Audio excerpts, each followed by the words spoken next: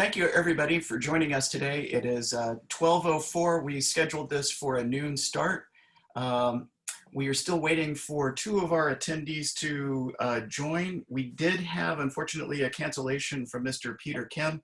He's the manager of the City of Oakland Department of Violence Prevention, and he got called into a City of Oakland Council meeting today to talk about policing. So he could volunteer with us or perform his professional duties for the City of Oakland, and he chose to perform his professional duties. So our apologies that he is not able to join us. Just a couple of quick housekeeping comments. Thank you very much for joining us in this Zoom webinar. We have chat and we have the Q&A function. So while people are speaking today, if questions come to you that you would like to ask one of our panelists, you can send that to me through chat, or you can also use the Q&A button that's at the bottom of your Zoom display. My name is Mark Johnson. I'm the head of Marketing, Communications, and Public Relations at Peralta Community College District, and I thank you all for attending and welcome you. And with that, I'd like to turn it over to our Chancellor, Dr. Regina Stanback Stroud, to say a few words. Chancellor Stanback Stroud.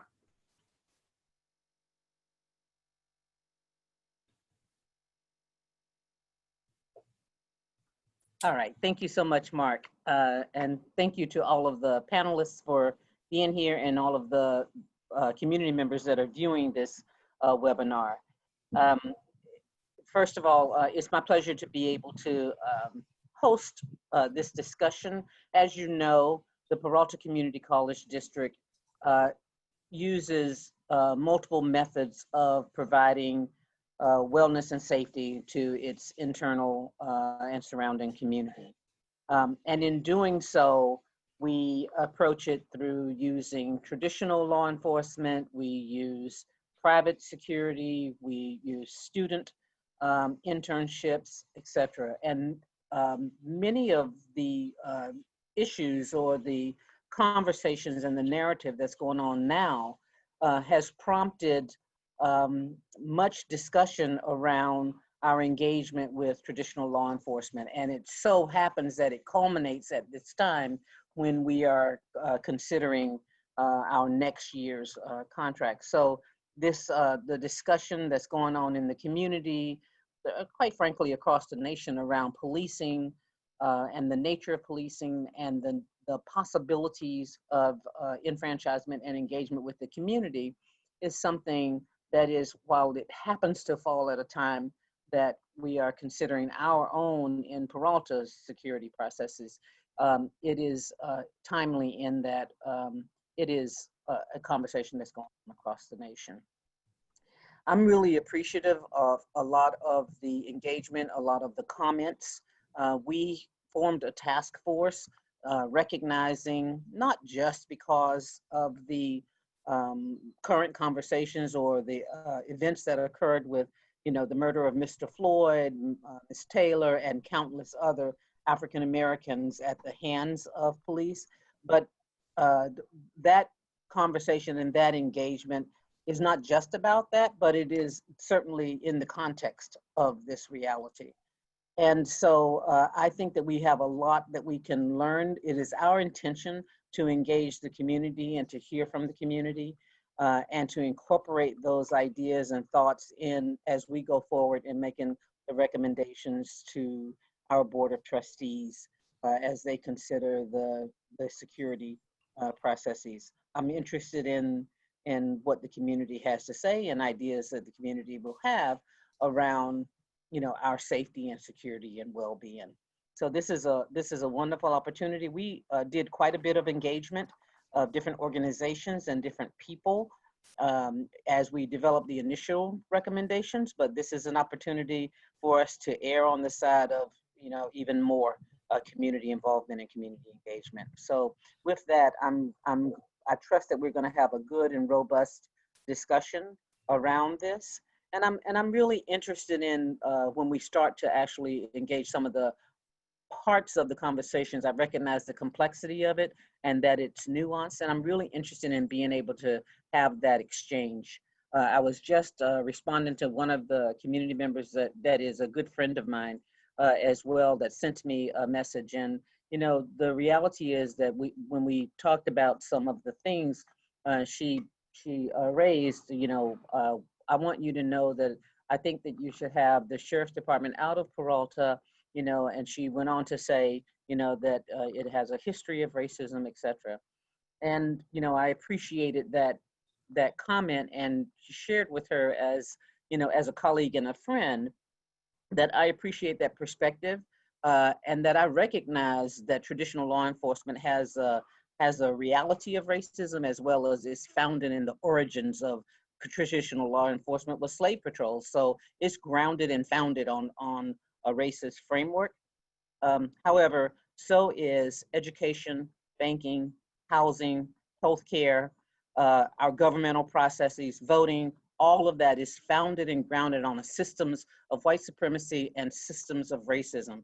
Yet we don't advocate the elimination of hospitals, healthcare, teaching, education. We don't advocate the elimination of voting and those types of things because they are racist. We advocate the changing of those structures. So for me, it's not an either or situation where it is just definitely something that we need to make sure we don't have armed security on the campuses. But, you know, I appreciate that it's a complex discussion, and that, you know, I come really with open ears and an open mind around it, because I recognize it's not a simple, it's not reduced to simple, some simplicity. And the other thing that I'm really cautious about, and that I could say to my friend very clearly, is that we have to be careful that, particularly, I was raised in the segregated South. I grew up with traditional law enforcement not necessarily being officer friendly. And I have never seen so many white allies so interested in helping me around this issue now. And so I'm really cautious. I want to caution all of us that we don't, in all of our interest of, addressing the system, that we don't do that and then go back to the comfort of our spaces and leave our system, our students, and our district with a fragmented model of safety and security. And so with that, I'll stop, engage, listen, be open-minded around different types of things, and commit to you that I don't necessarily have a personal agenda one way or the other.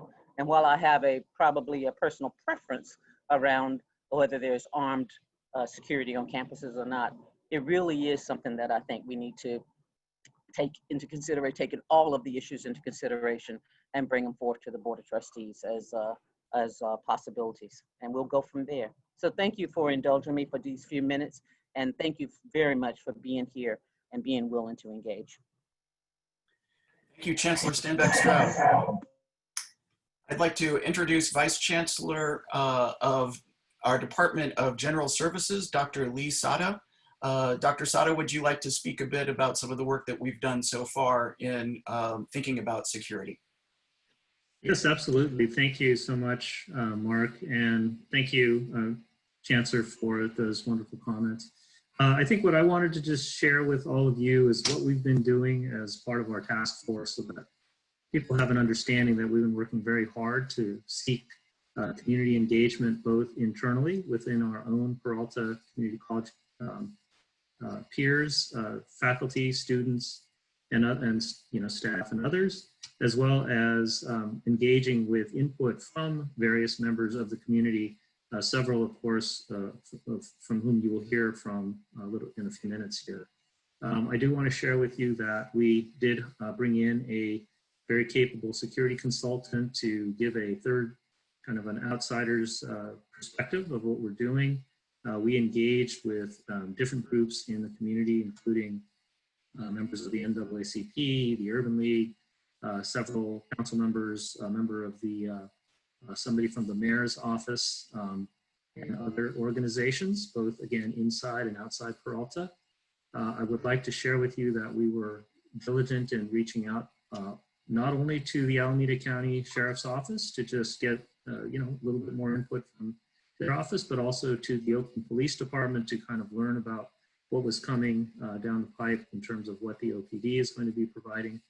We spoke with a group called Cahoots, which is a group that is based up in Oregon that has been doing some experimental models around community policing, where we send out people who have more of a training with mental health and social service skills. And so we can de-escalate situations and work through community justice and other organizations. We engaged our own ROC community, which is Restoring Our Communities program here at the Laney campus. And we held a community forum where all members of our community were invited to attend and learn about alternative de-escalative and restorative justice techniques when it comes to policing. So we've been working very hard. We also finally had 2 different surveys, one from 2017, so we could look at our own data and how our students, faculty, and staff felt about our security forces. And then we issued another survey this year by our Office of Institutional Research and received very good feedback from our community. So we've taken this very seriously. We are looking to offer a 4th leg of the chair, if you will. We currently, as the Chancellor said, have traditional policing services provided by the Alameda County Sheriff's Office. We have a private security firm that largely helps us when the sheriff is not in service. And we have our own student aides. But what we'd like to do is add this community-oriented security services that would consist of people from the community who understand de-escalation tactics and ways of communicating with our students and those that we serve in a way that honors who they are, and instead of kind of showing up with, you know, sort of armed traditional police officers in uniforms, we're looking for this alternative model. So I'll stop there. I just wanted to share with you the work that we've been doing and really turn it over to our wonderful panel of speakers here. So thank you very much. Thank you very much, Dr. Sada. At this point, I'd like to introduce you to Dr. Kimberly Mayfield Lynch. Dr. Mayfield Lynch is from the Black Women Organized for Political Action. She's also the Dean of the School of Education at Holy Names University,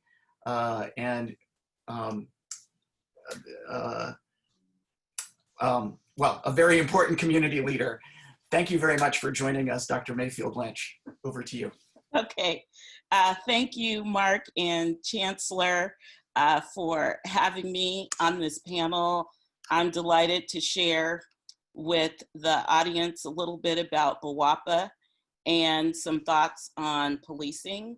So BWOPA stands for Black Women Organized for Political Action. We were founded in 1968, and our real mission is to increase the number of Black women in elected positions and appointed to boards and commissions. We have an endorsement process for like-minded people running for office. We have 9 chapters in California, and we do a very robust voter education and voter mobilization programming. We have 4 core issues: health, education, criminal justice, and economic security. And so our criminal justice reform thinking is what's most germane to this conversation today. We recognize that African-American youth and adults are 2 times or more likely to be incarcerated than their white counterparts due to implicit bias. And as such, we advocate for fair policies that reduce discrimination in the adjudication process, provide alternatives to incarceration for youth and drug offenders. We encourage prison reform that promotes rehabilitation and assists those who were formerly incarcerated when re-entering the community to reduce recidivism. Some of what is happening today that we like are things like what Mayor London Breed is doing in San Francisco to have a more comprehensive approach as Dr. Sada talked about just recently, where we recognize that there may be mental health professionals, some best practices from restorative justice that can be employed. We know that one of the panelists is not here today because the City Council is looking at possible ways to defund the Oakland Police Department so that funding can go to other areas in the community that would need them. I was fortunate enough to be an appointee by Rebecca Kaplan in 2016 for an ad hoc working group on police recruitment for the city of Oakland. And at that time, as I am sure of now, we were very concerned with who could become a police officer and how local citizens were not really being engaged in the process to go to the academy. So we evaluated the gaps in the process that would yield Oakland residents, where the messages were going out, part of the process, like looking at the background, who was looking at the background, the kinds of questions that were being asked, because what we know is that if we have a grow your own type of force, the way policing happens will change. That was really one of the consistent messages from Mayor Dellums when he was in office, that if we have local people in the fire department, in the police department, my field is education, in the education field, that when natural disasters happen, people are not trying to go home to their local communities and leaving the communities that they're working in to see how their families are. They are staying in the local community and ensuring the safety and stability of that because they have a vested interest because they're residents. So for the issue with Peralta, I think it's really important to ensure that if the contract is renewed with the Sheriff's Department, that those who are doing policing have a vested interest and connection to the communities of the Peralta Community Colleges. Another aspect to the environment and stability and comfortability of educational environments is the meaningfulness of relationships that can be built with the people who work at the school holistically, not just the instructors, but everyone at the school site. And one of the threats to that stability and relationship building as we are experiencing right now is the Fiscal Crisis Management Assistance Team, FCMAT, and how they intrude into public education when they believe that there are some perhaps irregularities in financing, that they always recommend that districts and in community colleges that land be sold. And when that is inserted, that creates a level of anxiety, which could be triggering on school campuses that may create some situations where we would need security and policing. So I think we have to be vigilant on all fronts, making sure that the student body demographically is represented in whatever entity is providing policing and safety, and also be very vigilant around the environment that's created by outside forces such as FCMAT.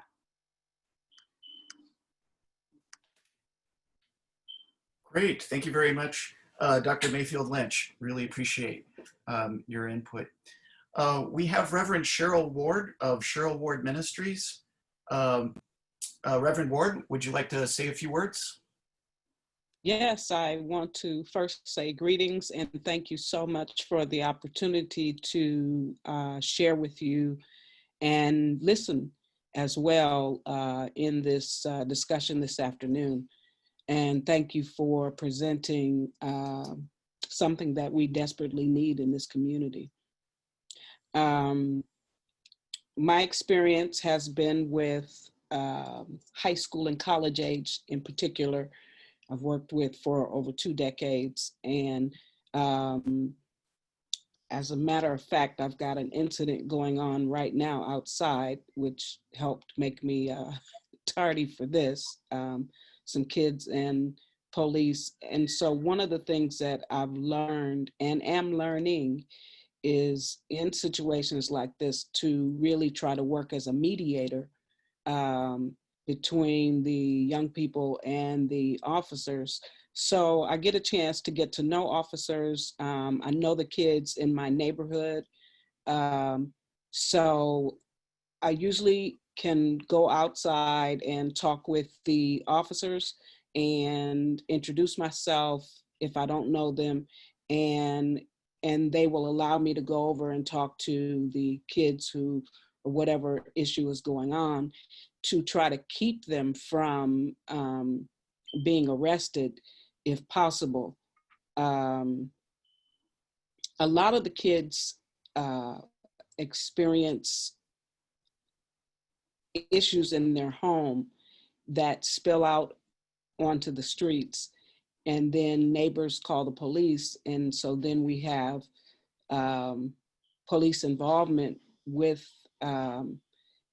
some things between family that if we could provide services, um, mediation services, social services, things like that, that could perhaps prohibit these kinds of exchanges. So that's one of the things that I've had to do just in my own neighborhood.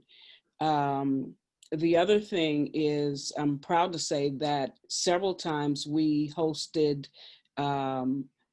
forums for kids from juvenile hall, where they were brought in a van, and we were able to host it at Laney College. And we brought in some Oakland police officers, and we sat around the table for about 2 hours talking. And I just would begin the conversation with something perhaps where one would feel that it was negative, but it would bring about the discussion. And part of that discussion was beginning with, how many of you don't like police officers?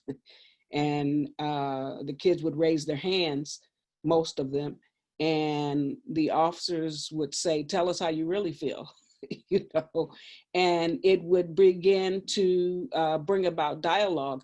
And so the officers then would in turn talk to them about behaviors that would make them seemingly suspicious, would make them, if they're driving down the street and they see um, uh, different behaviors, that would make them stop and question them. So it really brought about good dialogue and began to develop relationships. And I believe that that is such an integral part of really being a peace officer, is developing relationships. And some years ago, under Chief Joe Samuels in Oakland, we had what was known as community policing. And it was one of the best, I believe, times in the city. I'm a native Oaklander. And so what happened with the community policing is the kids and adults knew the police officers. The police officers knew the residents. And so there were times when they could pick up the phone and call a specific officer and say, hey, we've got this going on. And that officer could come out and de-escalate a situation. And so I believe that those kinds of things need to happen again in our city. Now, on the campuses, Dr. Mayfield and I had a summer program. And one of the things that helped a lot, and it was right leading up to the Ferguson event. And so we had high school and even some middle schoolers. And we brought in some of the police officers around Peralta into the classroom. And one of the first things that we did before we brought them in the classroom, we kind of stopped one of them and and said, hey, you know, we really want to develop a rapport between you and the kids.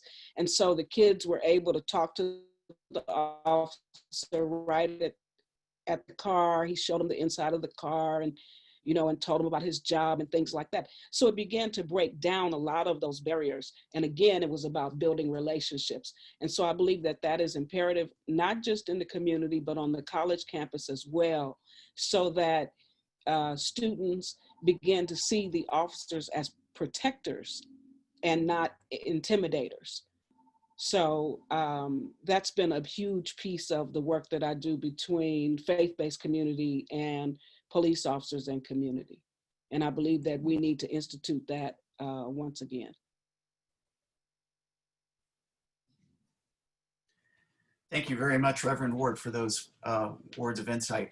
I'd like to turn the virtual dais over to Dr. Lawrence Van Hook.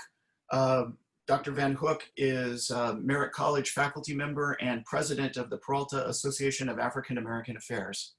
Dr. Van Hook. Thank you so much, Mr. Johnson, and to the Chancellor, thank you so much for allowing us the opportunity, and then to Dr. Sada for your work thus far in trying to continue the legacy of empowering students. I've got a whole bunch of hats going on with my community hat, my educational hat, my faith leader hat. And I really think that this is a gift with pain at the demise of George Floyd. But to Peralta's good fortune, this is not our beginning. We've been on a journey of 4 years trying to say that we're looking at different models. And I've spent a little time going back to the 17th report and the report of security campuses, the listening campaigns that each college had around community policing. And it is real clear that we are not reactionary by just saying defund the police. I get nervous about that word, even though that word is a nice word, but it's an explosive word. It's a word that perhaps can revoke emotions quicker than we can substantive content.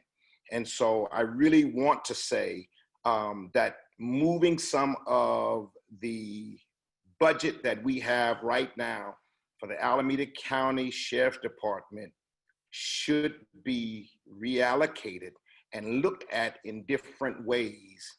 But there is no way we can just throw the baby and the bathwater out and just say, we don't need any police. That is the most ridiculous thing that we could do at this time, is to act from a reactionary perspective.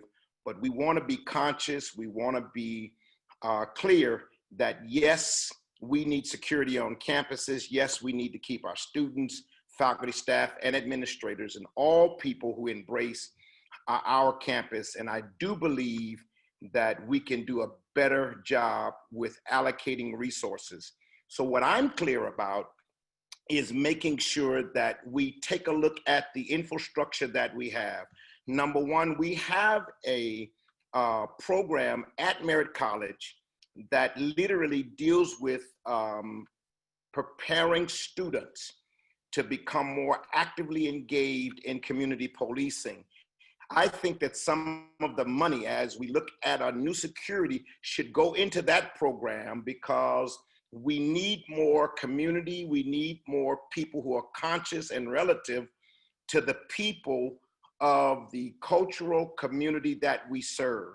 And so I was looking at the numbers, and it is very important that we're clear that, yes, I think that for what we're doing and the contract we have with the County Sheriff's Department is in dire need of transition. However, we need to allocate some of those funds to the disproportionate community in which we serve. And because it is so important that we look at the safety aid program, that we do look at lighting and video cameras and the things that would help us to promote safety on our campuses, and to actually then help the department that we have for preparing young men and women to move into law enforcement. That program needs to be robust. It needs to have a pipeline. And I want to work through Peralta African American Association and Affairs to make sure that we connect Alameda County Sheriffs to our program, Oakland Police to our program, the Highway Patrol to our program, so that we can have an active group of people prepared. And I asked for already the numbers of people we have actually transitioned from our college program into those offices.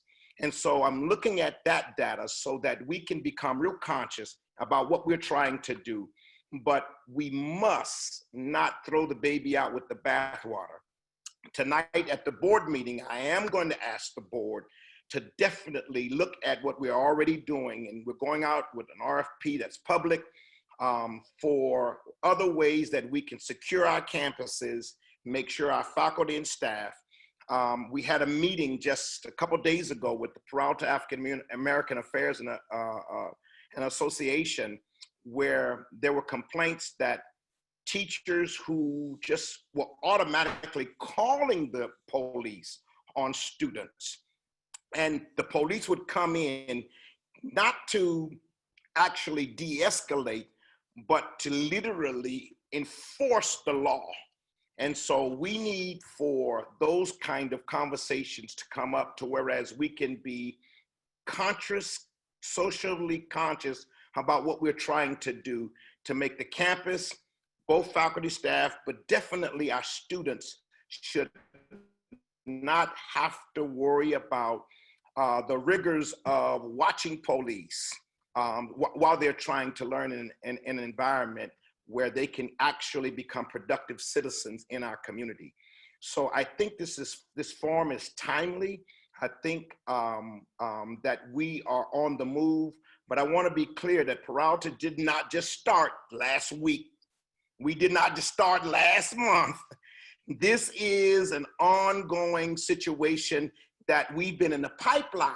Now, thank you, George Floyd. We know his name now. But at the demise of him and the pain of his family, we're now moving it forward. Now the world knows that our models of policing must be changed. So what I'm clear about is asking that we look at the program that we already have in place. We send more dollars and make sure that it has more of a relationship with our law enforcement communities, that we train and do the classes. I've met with some of the individuals, about 10 staff. So we have the mechanism, and Peralta Community College is the workhorse of our community. And I wanna make sure that we're clear about preparing people to become actively engaged with our community where we live, where we work, and where we worship, as the place where we can come and train our young people and students so that they can leave Peralta and go into the work world and have a viable life based upon the training and the robust community that we've built. And so this is so very, very important. I've gone through the public safety and the campus assessment, and so I've got all of the documentation. I've had Mildred Oliver and others to send me documents so that we can make sure that we speak with a level of consciousness and not just have a knee-jerk reaction because of the climate of the community.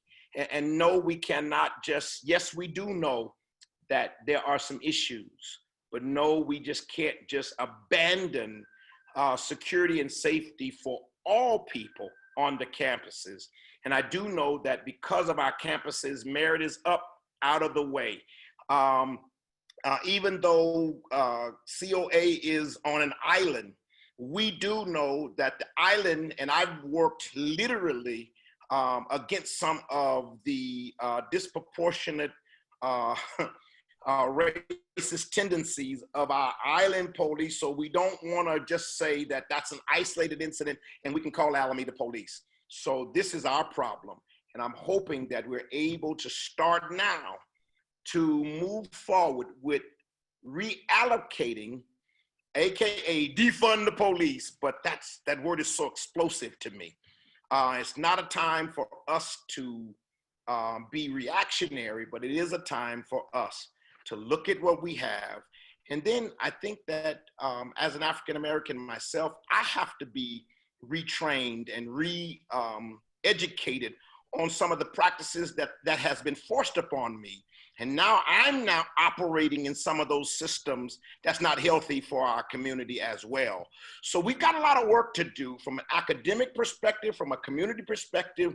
And this is just not against them, but this is all of us. And I use the scenario, and please forgive me for using this scenario, but I think it helps to create what I'm trying to say. When a person who has had an addiction in a relationship of drugs and alcohol, and they go away to rehab and they come back to a community or a family, everybody's got to go to counseling, because you cannot now treat the person who you sent away, have some skills, have some techniques, have better ways of communicating, and you still holding them hostage as though they have not changed. So we have to all go into some kind of evaluation of what we have been doing, the education that we have, how we process moving forward with the current systems that we have in place, so that we can make the difference where we live, work, and worship.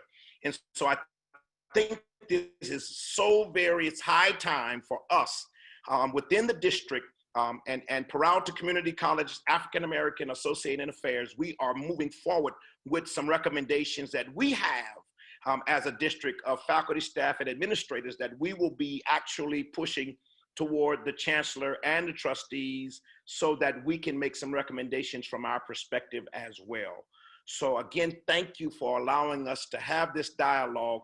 And Chancellor, thank you for your foresight in allowing us to have these communications where the community at large can weigh in, because Peralta does belong to our neighborhood. And this is the workhorse and the educational vehicle that we have and that we're depending on. So thank you so very much for this opportunity. Thank you very much, Dr. Van Hook. Really appreciate the feedback. And like you say, Peralta belongs to the community. I think now is a good opportunity to hear from our Fruitvale community. I'd like to turn the floor over to Mr. Chris Iglesias, who is the Chief Executive Officer of the Unity Council. Mr. Iglesias. Thanks, Mark, appreciate it. And hello, everyone. Chancellor, haven't had a chance to meet you in person yet, but hopefully we will sometime soon. Dr. Van Hook, I really appreciate your comments, especially on the pipeline and everything. So I know I was pulled into this kind of a little bit at the last minute, so I'm just trying to understand exactly why I'm on this. So I think I'm getting a better understanding now. I know there's a board meeting tonight regarding the sheriff's contract or something like that. I'd probably want to maybe stay out of that because I just don't understand it completely. But I'm also, I also want to let you know that I'm also the co-chair of ALA, which is the African American Latino Action Alliance. So we've been meeting now for about 4 years. Joe Brooks with the Brotherhood of Elders is the other co-chair. And over the past 4 years or so, we've taken positions on a lot of different things, mostly around Oakland, right? We've been pulled into the police chief selection, the superintendent of school selection. We were pulled into some issues around the sheriff down in Cherryland, and took a very strong position there. Maybe not to the liking of the sheriff, but I think they listened to us about why we felt the sheriff shouldn't really be running that place. So I just wanted to let you know that I do kind of wear a couple of hats there, right? And I think with the COVID, with the pandemic, the Allah has gotten back together to really figure out kind of our positions on many things. And then of course with the killing of George Floyd, we've just kind of doubled down. So we are going to be issuing kind of our positions where we stand on that soon. But in the meantime, I just wanted to kind of just let you know that is also like Dr. Van Hook said, he's wearing a couple of different hats right now. I think so am I too.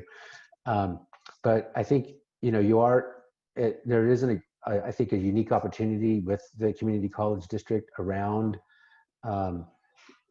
policing, security, and everything. And I just wanted to tell you a little bit about what we're doing at the Unity Council. The Unity Council, we've been in the Fruitvale for our 56th year now, so we have very deep roots within the community, including with OPD. I think we have a very strong relationship with OPD, BART Police to a certain extent, just because we both share the Fruitvale BART station. Sheriff, I would say not so much. I think there's, that folks in our community view the sheriff maybe differently because of their relationship with ICE and stuff like that. So I think there's always a little bit of caution there.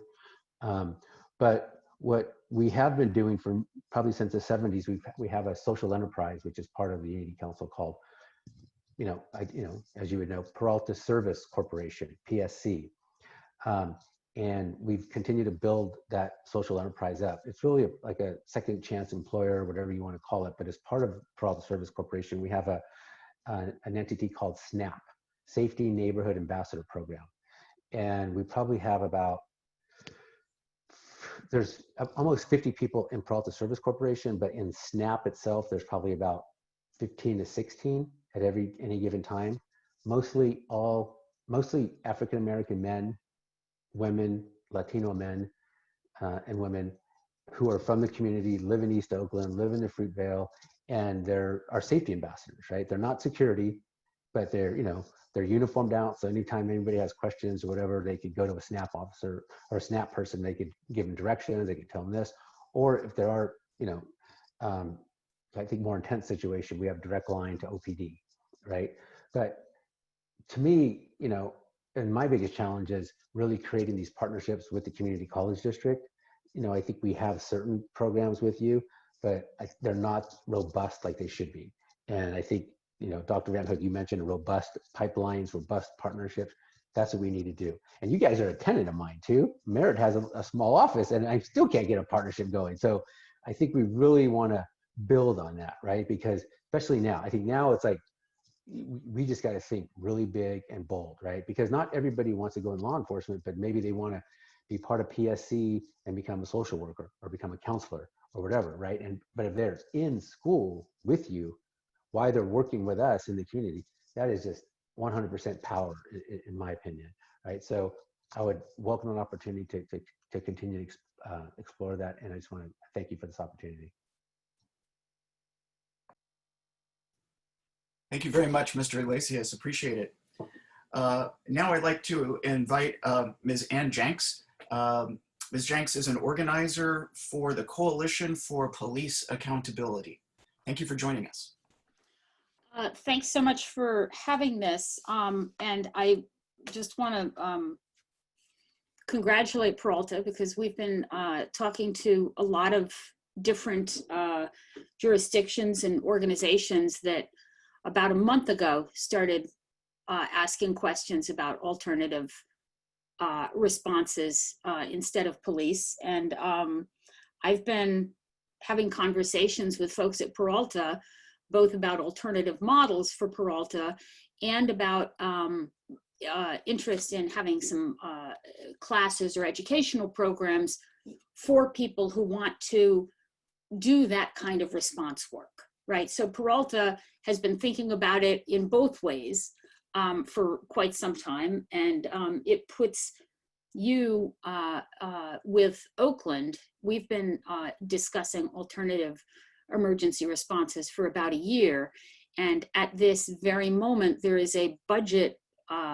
council meeting where they are discussing putting money into a budget for a pilot program for community response to 911 calls instead of police. And people are texting me and letting me know how that's going. So, you know, unlike, I mean, Mayor Breed's office, they literally have been trying to figure this out in the last month. And it's great to not be in that position. And I congratulate everybody for their forethought on that. I haven't been given too much instruction about what you wanted to hear about, so I'm just going to make a leap of faith here and just very quickly tell you that what we are doing in Oakland is we're looking at doing a pilot program called MACRO, Mobile Assistance Community Responders of Oakland. So February of 2019, the Police Commission in Oakland held a public hearing on policing in the unhoused community. And what they heard from about 65 unhoused people who came and testified is that their engagements with police are very, very problematic. And they're problematic because interactions that should not result in any serious problems do, but also just in terms of who's in the unhoused community. You've got a lot of people who are formerly incarcerated. And if you're on probation or parole, it's just a problem to interact with the police. It can very easily result in you being put back into jail. People who have outstanding warrants. There's just a lot of reasons within the unhoused community. And also, honestly, our police aren't that good at de-escalation. And so coming out of that, we then heard about the CAHOOTS model that you similarly have been in touch with. And we had a series of conversations with them. We brought them down to Oakland. They made a community presentation. They made with a lot of community providers. They met with the mayor's office. They met with police, fire, and dispatch. So we've been doing, so then the Urban Strategies Council started doing a report at the request of the city council, and it's all coming to a head right now. And we hope to start a pilot under our new Department of Violence Prevention. We have had initial conversations with Mayor Breed's office and folks in other areas that are suddenly interested. These are the recent adapters. And, you know, we're happy and we're very excited at the idea that we would be able to partner with other organizations if we end up with models that are significantly similar. I think that there's some opportunities, you know, just on the scalability that we don't all need to create a separate training program. And especially if Peralta creates a curriculum that addresses some of the issues. But I will tell you that a couple of things that come up pretty regularly are these. That the CAHOOTS model in Eugene, Oregon, that has proven to be very successful is based on very well-trained, but unlicensed people responding, right? Obviously, the EMT has a state certification, but there are a couple of reasons that I'm just encouraging everybody to consider not using licensed clinicians. And I will tell you what they are as quickly as I can. Number one, in the Bay Area, the programs that rely on licensed clinicians cannot expand because they cannot recruit and retain, they cannot retain and recruit enough clinicians because of the cost of living, okay? Number two, this is not a job that really requires a licensed clinician. You're not diagnosing, you're not medicating, you're not creating a long-term plan for people. You're meeting somebody where they are, and you're figuring out in that moment what the best solution to the situation is, right? So the skill set is that you're very good at de-escalation, that you have very good people skills, and that you're a very good problem solver. You know what resources are available if it's a situation that requires resources, right? And then you've got the person in front of you and you work out together what the solution to the situation is, right? So, so we're really we're advocating for a program that does not use licensed clinicians. In our communities in Oakland, there are actually a lot of concerns about bringing in more social workers. A lot of our communities do not have a great long-term history with when social workers come into their communities. And we just think that you know, we've got folks like Peralta who can help us design a curriculum that really gives people excellent de-escalation skills and problem-solving skills, and that we can create some jobs here that are community members serving their own communities. And if we're going to do it where we're recruiting community members, and the other point that we're very focused on is ensuring that they are very good jobs, because we believe we're going to save money if we're replacing who's responding to some of these calls. But we don't want to make it an issue where we're saving money on the backs of the people who are doing the work.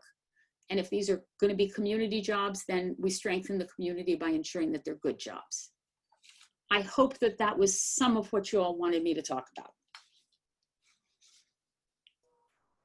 That was great. Thank you very much, Ms. Jenks. Appreciate it.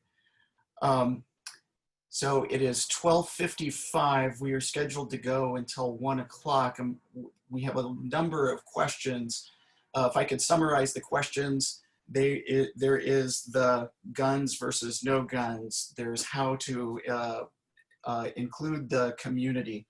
I heard a number of different keywords that were repeated throughout: mediation, de-escalation, problem solving, people skills, really, really bringing community in.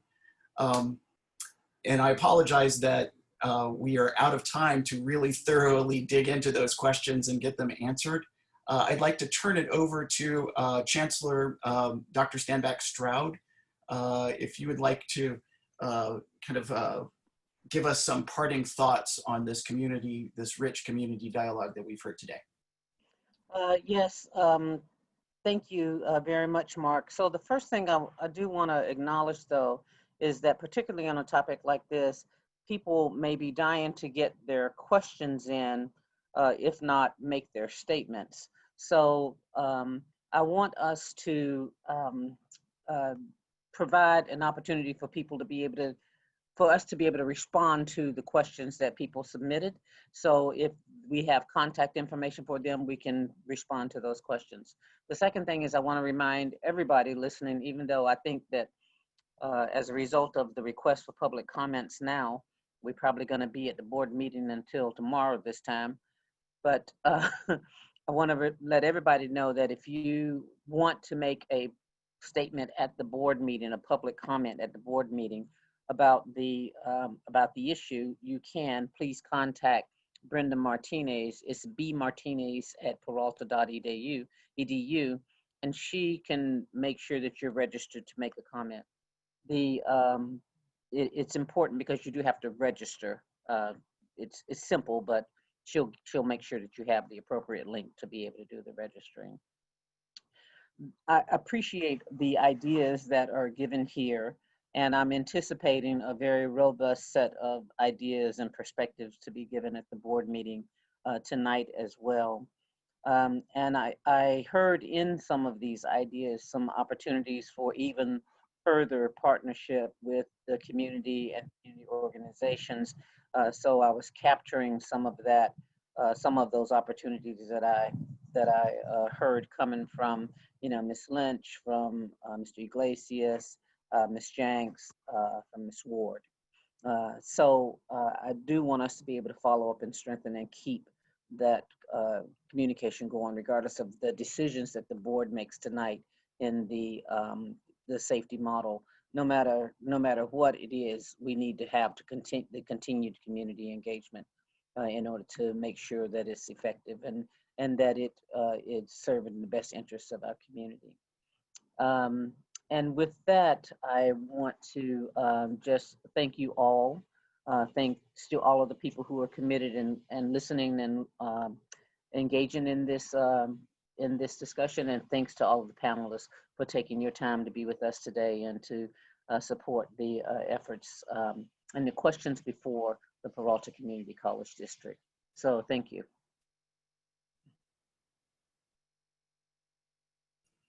Thank you very much, everybody. Really appreciate your time today. And thank you to the well over 90 people that joined us live. The recording of this will be available on the Peralta YouTube channel. And we'll see you at the board meeting tonight. Thank you, everybody.